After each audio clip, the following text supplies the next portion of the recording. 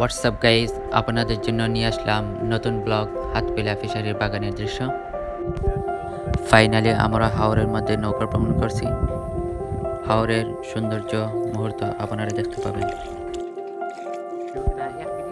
এটাই হলো হাতপিলা ফিশারির বাগানের দৃশ্য।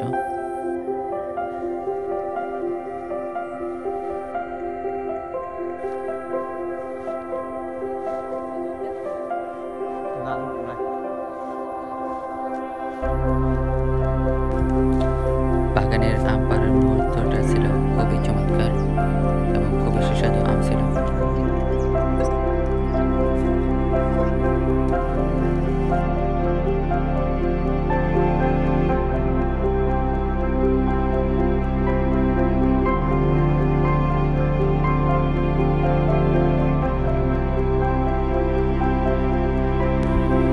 তো গাইজ, দীর্ঘক্ষণ ভিডিও দেখার জন্য ধন্যবাদ। পরবর্তী ভিডিও পেতে লাইক, কমেন্ট এবং শেয়ার করে সাথে থাকুন।